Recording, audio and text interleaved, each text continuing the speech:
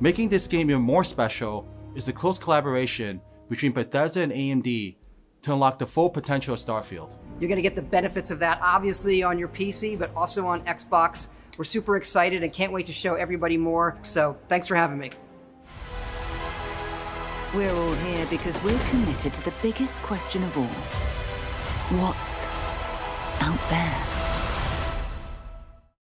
Hello again, I am Blunty. Current mood, exhausted. Current situation, a little bit sick. So if I sound a bit off, that's why. Starfield is well and truly in the last mile of the marketing push right now as we get a nice steady stream of new information, new interviews and new peeks at gameplay, and of course the unstoppable flood of YouTubers and the like, desperately extrapolating some guesswork and predictions about unconfirmed things that may or may not even exist in the game at all, but by interpreting a frame of video or an icon on the UI or trying to read between the lines of an interview answer, maybe you might get some interesting discussions out of it. Or maybe just some tasty clickbait headlines and video titles. One such discussion that, as far as I know, I was the first to bring up in any meaningful way was talking about the minimum PC specs once they were announced and trying to stretch those over what I had been experiencing so far on the then as yet unreleased herald of the new generation of handheld gaming PCs, the ROG Ally, and other similar devices. But now we have some new information and a confirmation of some rather big importance. Information that I was waiting on to be confirmed to really cement some performance expectations for PC.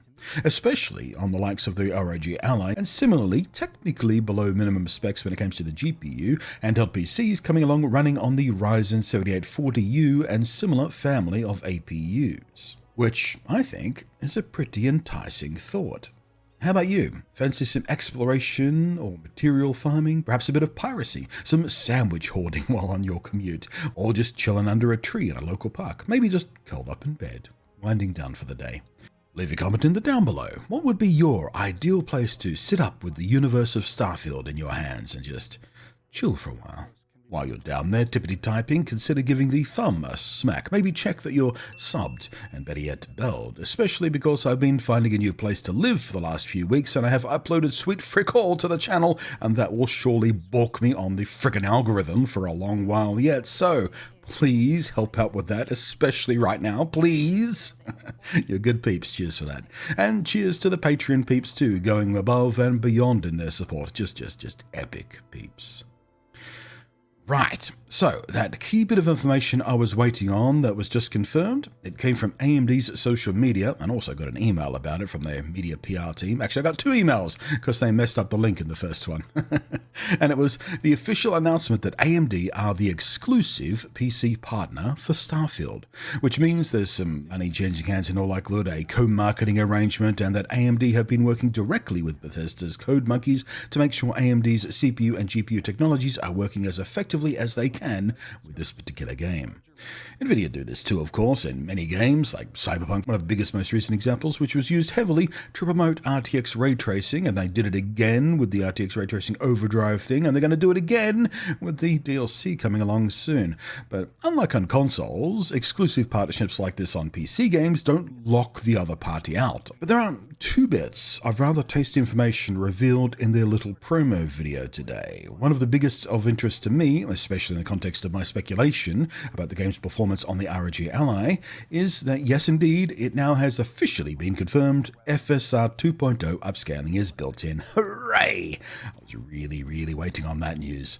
We are so excited for our new partnership with AMD on Starfield. It really is the most ambitious game we've ever made. We've built all new technology for it with Creation Engine 2, and working with AMD on that to make it look great and run great has been really special. We have AMD engineers in our code base working on FSR2 image processing and upscaling, and it looks incredible. You're gonna get the benefits of that obviously on your PC, but also on Xbox. We're super excited and can't wait to show everybody more, so thanks for having me.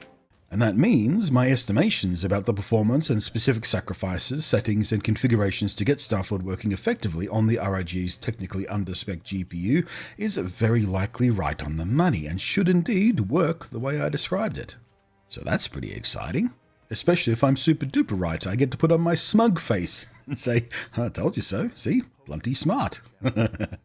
With the upscaling trickery of FSR 2.0, it opens up a lot of interesting opportunities to tweak this game up on all kinds of hardware, as a matter of fact. The second bit, while not quite as specific to my ROG Ally discussions, is still very welcome news indeed. They very specifically called out using highly multi-threaded code. We have worked hand in hand with Bethesda Game Studios to optimize Starfield for both Xbox and PC with Ryzen 7000 series processors and Radeon 7000 series graphics. These optimizations both accelerate performance and enhance the quality of your gameplay using highly multi-threaded code that both Xbox and PC players will get to take advantage of. Which, historically, Bethesda's in-house game engine, the Creation Engine, upon which Starfield sits, well, it's a newly updated and modified version of the Creation Engine. They haven't spoken much about exactly what they've done to it. They've mentioned updating the physics engine, they've mentioned updating the animation engine, but this is the first confirmation we've had of something a little bit deeper down than multi-threading stuff. The Creation Engine is used in all their big games like Skyrim, Fallout, and all that sort of stuff, and it has always sucked hard. And I mean, just supermassive black hole at the center of the galaxy suck levels of being good at multi-threading. So while I was hoping Bethesda would take this opportunity while they're updating the Creation Engine to fix that more than decade-old oversight with respect to modern CPU design, it is Bethesda, and you just cannot ever just count on them doing the logical, sensible thing because they don't often do that. They're Bethesda. But hey, now we know, and AMD's Zen CPU architecture has always been especially good at multi-threaded workloads, so this is very promising news indeed. They specifically called out the current generation Ryzen 7000 series of CPUs, which is based on Zen 4 architecture, but that's mostly just a marketing opportunity, hoping to make people think about how, it might be up time to upgrade their CPU. They're talking about Ryzen 7000 for Starfield, and I've only got a Ryzen, 3000 or 5000. Well, of course, the Xbox Series X and S use Zen 2 based chips, so of course multi-threading code has to be happy there too, so don't worry too much about your CPU. And of course, on the GPU side of things, while they once again called out their current generation of Radeon 7000 series graphics cards, that again is just marketing, because with FSR 2.0, unlike Nvidia's proprietary DLSS stuff, while DLSS is superior to FSR in many ways, it is also only able to work on Nvidia's own hardware, and in some cases, specific versions are locked to specific hardware. DLSS 3.0, for example, only works on their RTX 4000 series cards, because it relies on specific hardware. Meanwhile, FSR is not only hardware agnostic, running equally as easily on AMD, Nvidia, and Intel GPUs just as seamlessly, but it's even open source, which, I don't know, just feels good, right? So you're not locked out based on your hardware, you're not locked out based on your hardware generation, you're not forced into an upgrade because the marketing is showing you, DLSS 3.0 frame generation, blah, blah, blah, blah, blah. It's just Look, I'm still feeling a bit snarky at Nvidia over their DLSS 3.0 marketing with the Cyberpunk Overdrive mode crap. See my video about their stinky lies, linked for that down below. But all that said, I do personally currently run an Nvidia RTX 3080 Ti card. I like their hardware, it's super good, but Nvidia's marketing, it does make me cranky sometimes.